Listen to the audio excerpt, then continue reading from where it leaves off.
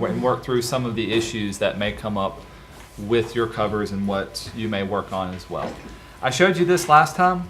I had kind of pre-designed it out, and I did everything in Illustrator, and I broke it into the different sections. And also last time we made our cover template. And the purpose of this template is so that you understand the sizes of each of the parts of your page. Does that make sense for everybody? So very, very important that these are set up correctly, because however you print it and design it out, it's got to be exactly the same. Same as well, because once you print it and you wrap it, you don't want to have to tear up your whole design just because it's off by 1/8 of an inch. So once you get this set up, you can save it as an EPS and pull it into whatever software you want to design your cover in. Ultimately, we're going to print them off from InDesign, because also in InDesign we want to add a special layer that indicates your spot varnish, and we'll do that next week once we get everything ready.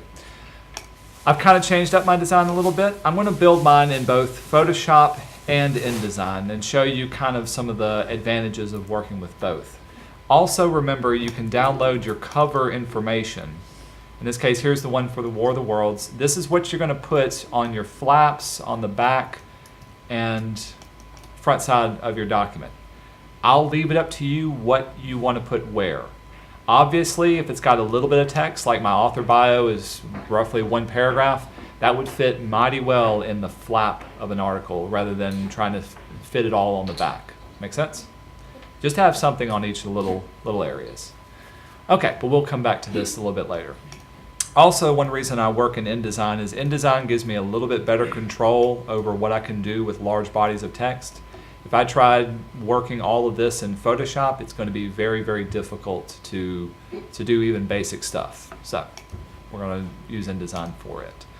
Let's play around with Photoshop. So, whoops, not on the website. Go away.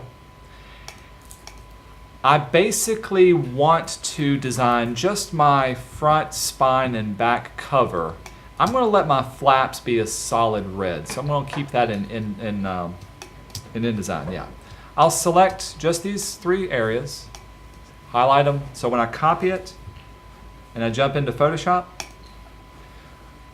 if you copy something and make a new document in Photoshop, automatically it's going to set it to be the size of whatever you copied, whether you knew that or not. It is going to be in pixels, so if I set it to inches, I need to know exactly what it is. And of course I need to increase my resolution to something print-worthy. I'm also going to change, well, I'll keep it CMYK and I'll show you why. But it'll automatically make it the size that I need it to be. And so when I say OK, I've got my blank document.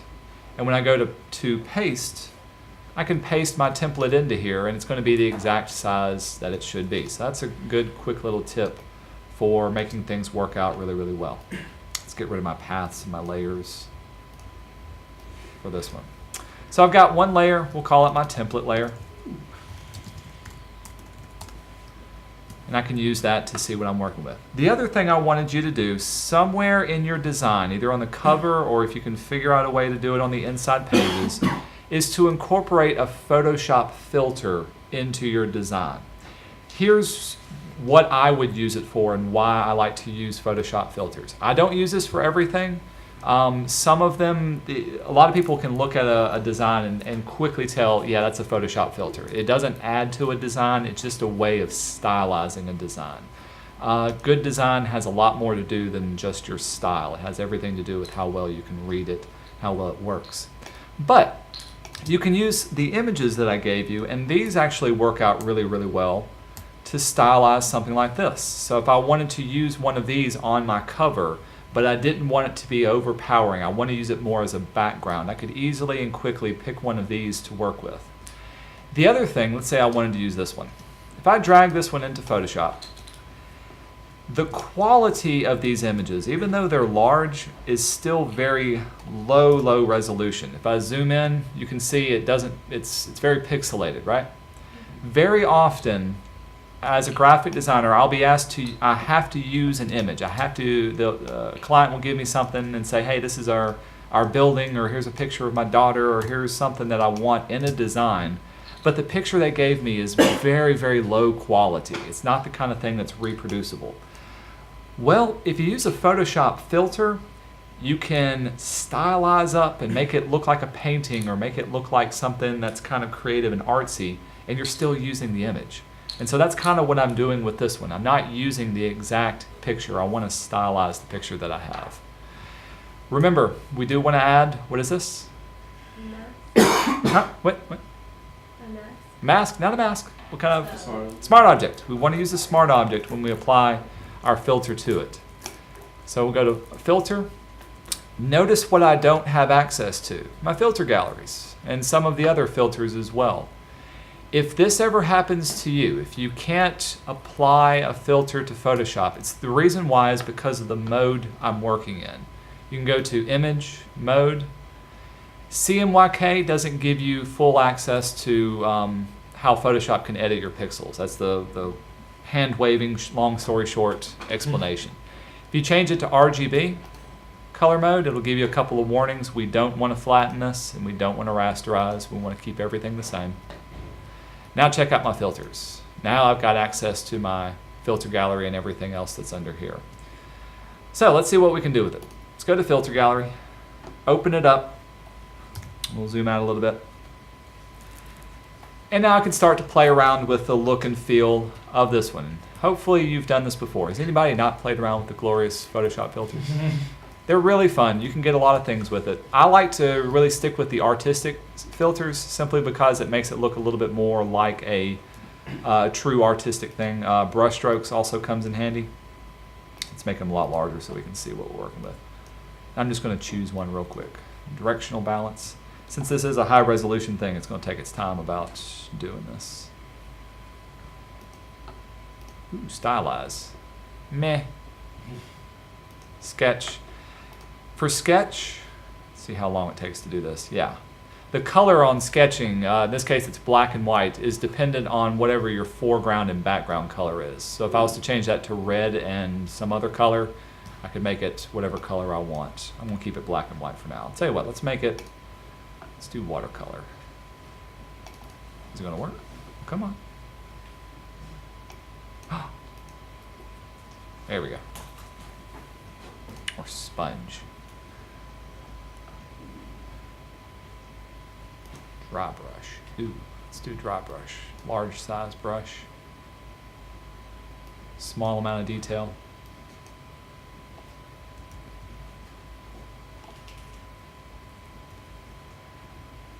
Still looking about the same. Let's push it a little bit more.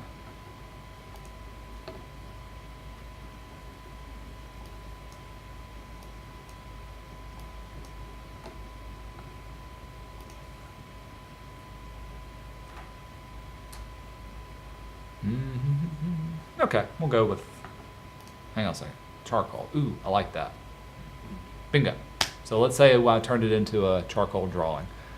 Still play around with my looks and feels. Okay. And I can convert it into something like this. And since it's a smart object, if I need to, I can always go in, I can add more filters, I can change things up without actually destroying the pixels that I have. Let's see, we'll put our template layer on top of it so I get an idea of what's going to be on the front and on the back as well. We'll even flip this out. Okay. Now let's put the elements into what I'm working with. Got my war cover. I took off the name of it. I'm going to put the name of it using InDesign. We'll copy it, paste it into here. We'll keep it pixels for now. And scale up the design that I have. There's another one.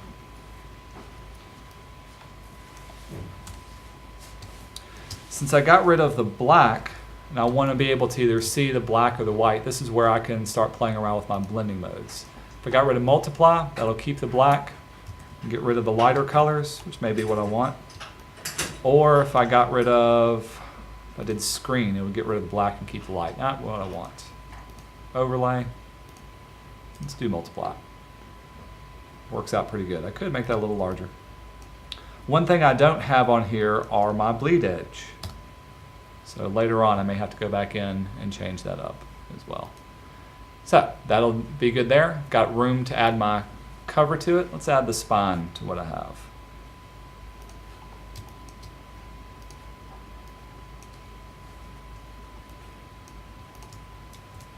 Copy that, paste it in.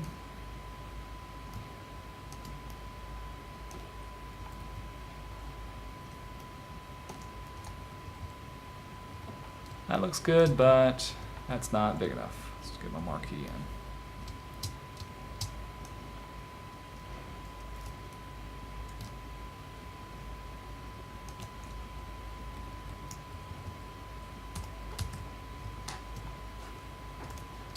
Cool.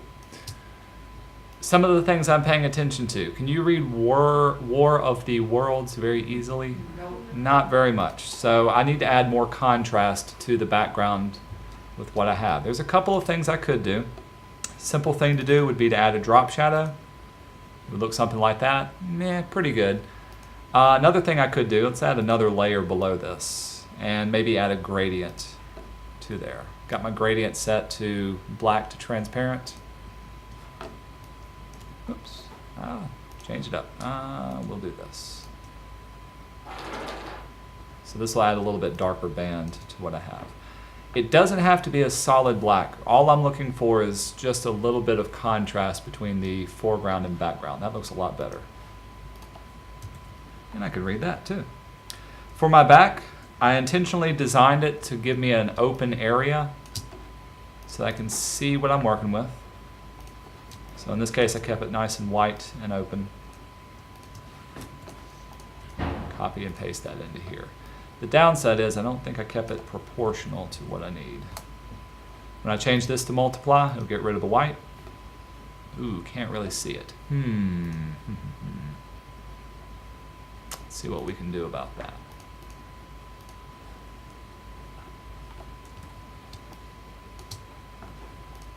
I want to bring this top edge up, so I want to select those pixels. If I hold down Command, it'll turn my selector into a little trimming selection. And I can, oops, choose the right layer. There we go. I can move it up, cut it to where I want it to be. Same way for the bottom pixels. Let's cut that down. This size. Cool. What else can we do with it? I need to lighten it up. I'm losing my design that's up in this top corner. As I did with the spine, maybe I'll make another layer below my back edge. And let's get our paintbrush tool, paint in some white. Drop my opacity down. Oops, got the selection. That'll lighten up that back edge. Too much. Just a little bit. Just want to see that top corner. Just want to pick up the details underneath there. It's subtle, but it's just enough to make that design pop however I want. This is your design. You don't have to stick with what I give you. You can make it look and feel however you want. If I want, I can lighten up these edges as well. Another thing I could do is, instead of doing that, actually change out the colors of the background. Rather than black, gray, and white, if I added a gradient map layer above my background, which is this one right here. In this case, now there's red and green. Hey, that's actually kind of cool. Picks up on some of the reds maybe that's inside of here. Oop, not white. Let's do a darker red.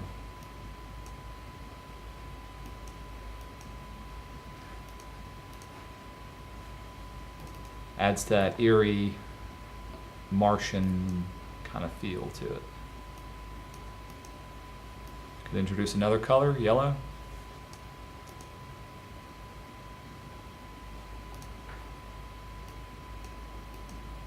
Let's keep the blacks though.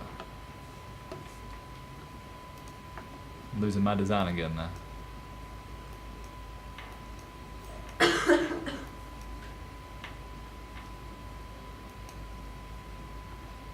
Meh, I don't like it.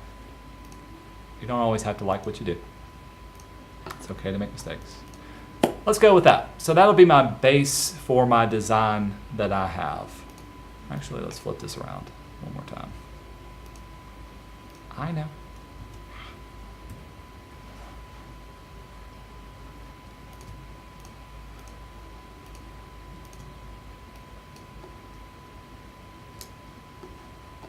What would it look like if I swapped it around? This was lighter, this was darker. Now I'm losing that. Okay. When I save it, InDesign and Photoshop work really, really well together. So I can actually keep this as a Photoshop document. We'll call this on the desktop cover or cover, Photoshop. Say okay. Jump into Photoshop, or excuse me, InDesign. I've already got everything laid out the way it should be. So in the middle, we'll make us a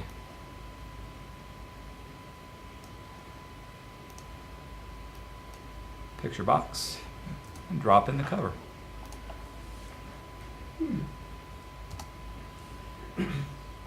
Oh, wrong one.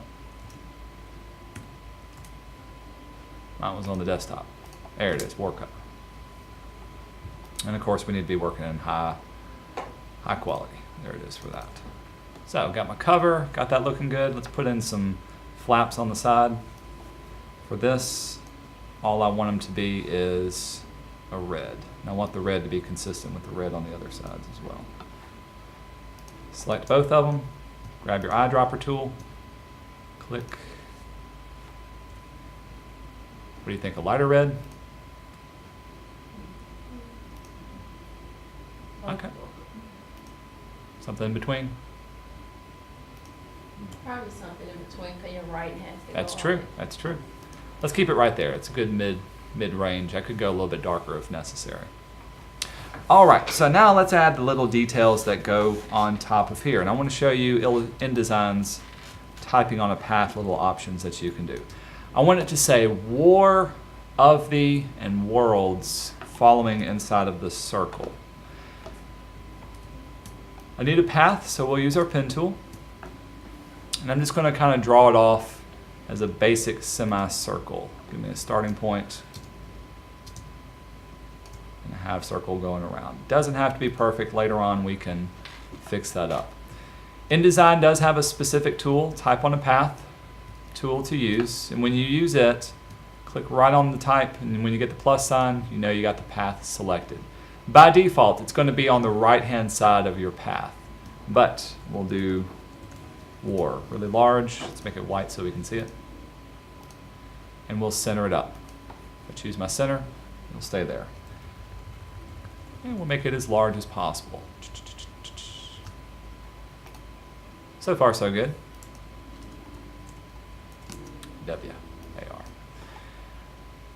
Oh, let's get us a good bold-faced font. I was using Impact earlier.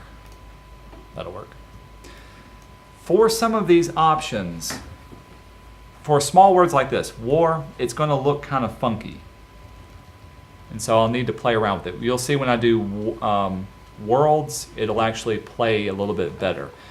By default, this style is called rainbowing, so it's bending your letters to match the angle of whatever path that it's on. The other options are found under your type, down to type on a path, and we'll open up the options palette. And these will give you some other different little effects. If you ever need to flip it on the other side of your path, here's one quick way of doing that. Of course, it will give you that effect. Skew, make it look like this. So in this case, now it's keeping them all together, and the edges are going to be parallel. 3D rainbow will skew it out differently. Stair steps will keep everything straight, but it's actually going to adjust your baseline to follow your path. And gravity is just going to do something really weird with that. I think skew gave me my best results. It looks natural, looks good to that one as well. You can also tell it to align either to the baseline, the ascender, descender. For the most part, I've never really played around with this. Every once in a while, you do need to play around with the spacing of your letters. One funky thing that it's doing is it's making the W look awfully big, so maybe I would select that one. Let's drop down the text height a bit.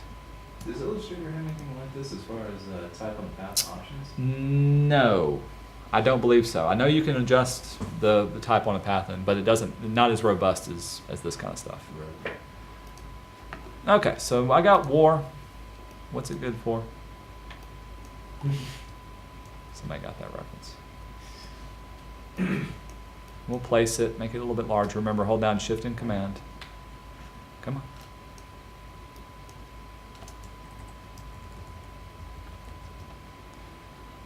I think the W and the R are at two different angles. So if I needed to adjust that, that's where you grab your direct selection tool and actually adjust the angle of your path. Since I've got an ending path here, I need to move that little guy out of the way. Now I can actually click on this point. And if I move it in, it'll start adjusting the angle of the R to match up a little bit better. See if I can do the W.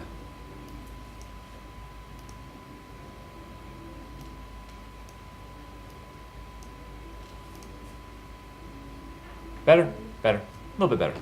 Okay, let's say I like that. I can keep playing around with it. Let's do of the.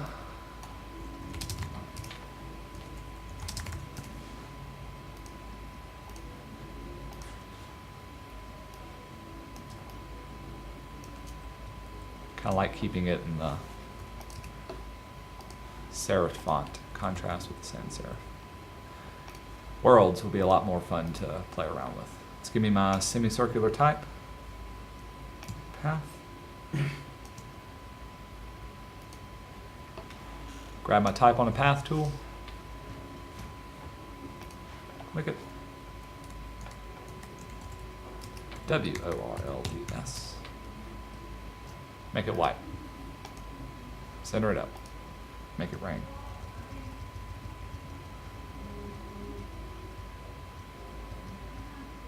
Obviously, that's not going to look right. It's going to be overlapping, especially when I turn it to impact. Ooh. This is where your options are going to really come in handy. If you go to type, on path options. If I change my baseline or my alignment not to be on the baseline instead of not following the bottom here, but to something like ascender, so I align it to the top of my path, it'll look something like this, and it'll automatically spread out my words. I could do it in the center of it and bringing it together a little bit more. That's one quick and easy way of keeping your letters the same. Ooh, definitely not the descender. And you can adjust the spacing on it. So if I needed to bring them a little bit closer, that's one way of quickly and easily doing that. Can't do that in Illustrator. Let's bring it up. Downside is now my path is off.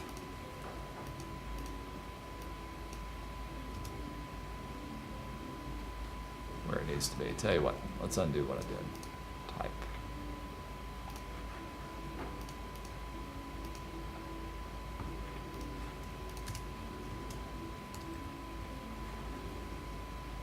And then adjust my spacing. Set that back to 0. You can also, of course, adjust your leading. That'll give you a little bit more space. It's the W that I don't want. Let's do the kerning. O-W. Maybe the S. Oops. There we go. Now let's bring it back down. Now it's starting to fit. War of the Worlds. Maybe I wanted to do something like this. Oh, I know what it is. What style am I using for that one? Did y'all notice it? You could make it with skew. Bingo. I'm still set to rainbow. That's why it looks so drastically different from up there. If I set it to skew, hey, now it's starting to really come together. Let's refix my tracking and kerning. Bingo. Much better. Much better.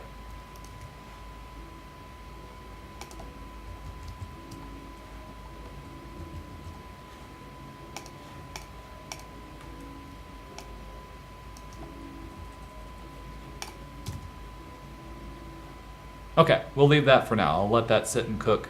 We'll go on to another edge. Sometimes you just got to come back to it. Don't forget about the author. Definitely needs to go on the front page. H.G. Wells. We need to make sure he fits in there as well too.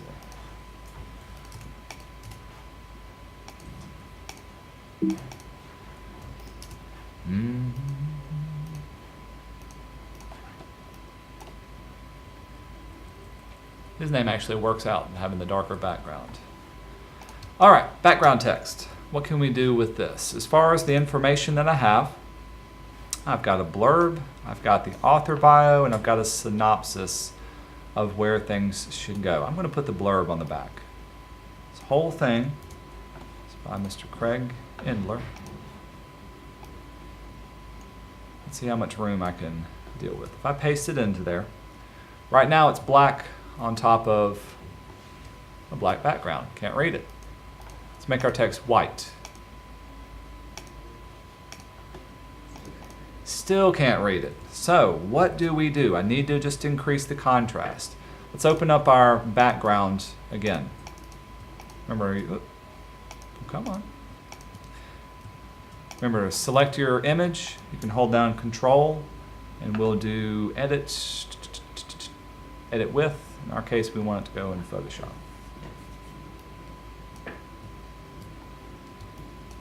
Since this area is going to be my darker background, yeah, grab my brush tool, and literally I'm just going to paint on a little bit of darkness. I still want to see my image, so I'm not going total black. And I don't want to like do an awkward box that's behind it. I want it to have a softer edge. As long as it's darker than 50%, you can actually read it pretty good. That'll do. We'll even turn off my layers. When I save it and jump back into InDesign, it should update. Give it a second. Oh, come on. If it doesn't, you can always click on your link and let it update from there. There it is, bingo. There it is before, there it is after. Even from a distance, you can read that a whole lot better. As far as editing the type goes, I can get away with it being a little bit larger. I can get away with the leading being a little bit larger. Let's bring it back in. Definitely needs a first line indent.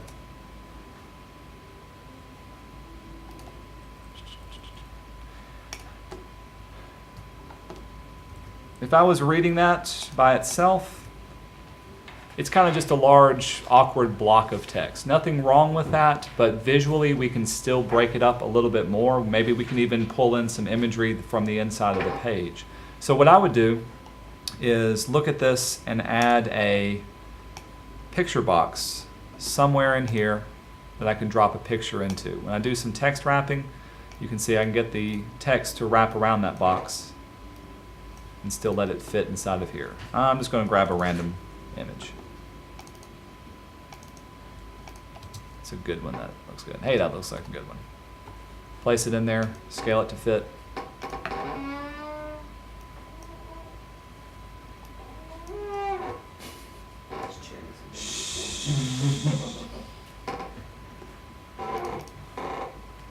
Kind of like that gold, how it's contrasting in there.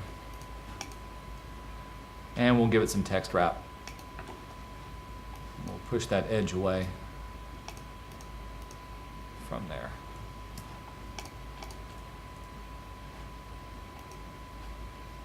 Beautiful. So far, so good. Drop shadow, maybe?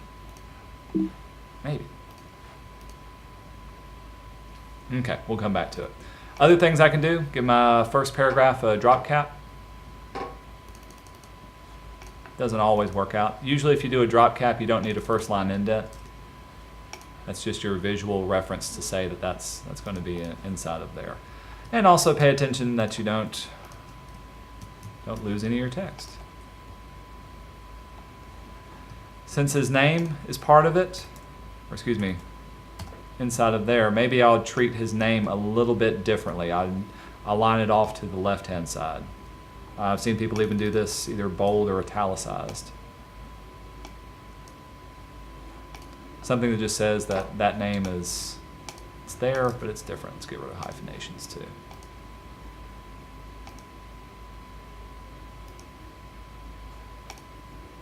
Yeah, I like that. Do, do, do, do. Do, do. So, there's my back design. Got an image to it. Got my cover. Let's Let's work on a flap. Let's put the author bio on the front flap.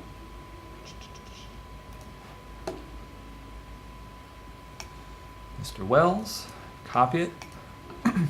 It's kind of a pet peeve of mine. There's no hard and fast rules for or against it. Actually, I can tell my back's off by a little bit.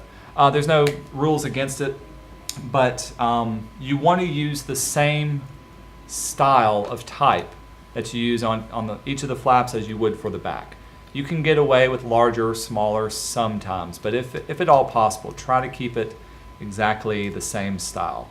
Easiest way to do that is just to copy the text box that you're working with and then paste your information into there. Let's see. Whoops. Looks like I picked up on that last style.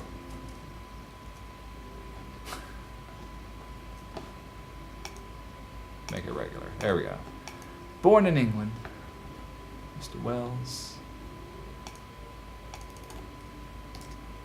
And we'll do a drop cap. As far as adding an image of him, you can find one on the internet. The reason I didn't give you images is because there's so many different images you could use for your different authors. This was a good one. Striking, gentlemen. Good chap. Save it. Oops, where did I even save that to?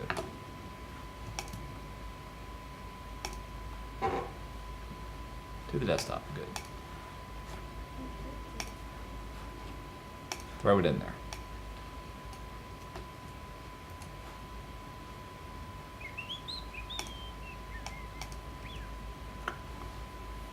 Size them up.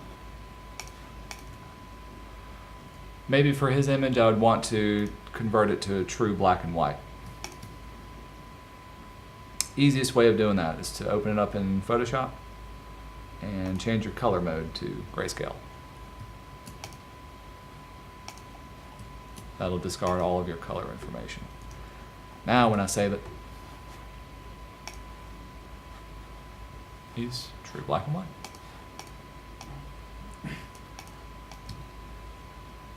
Let's see. What do you think? Image up top, text below?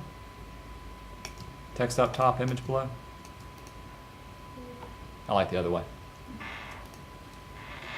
I've got a lot of open room. Don't be afraid of open room down here. It's you don't have to fill up every nook and cranny of your design. If you have open white space, that's actually a good thing. That's a way of drawing your eye to something and not making it seem overly complex. You only have 3 inches for these flaps. So while that is a lot of room, it's not a lot of room when dealing with bodies of copy. And so especially if I'm doing something like justified text, you can see I've got large gaps in between there. To get rid of some of those, just select it and start adjusting your tracking up here. So if I increase it just a little bit, you can see it start pulling together. That's okay. If I do it too much, it starts becoming too much. So that looks a lot better than before. Everything else is okay for that. Same way for the back. Let's make the blurb happen. Excuse me, the synopsis happen.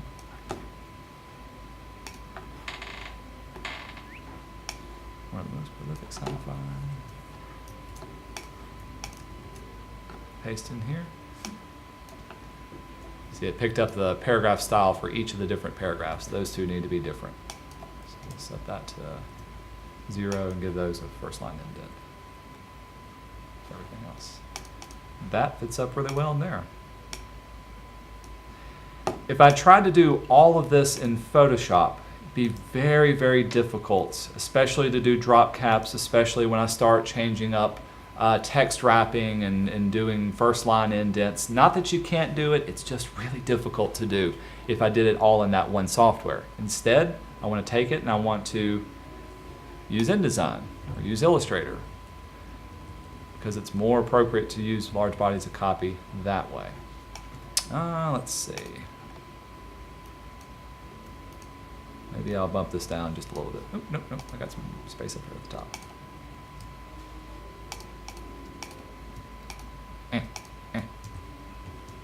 Well, come on. Got that. Now we can move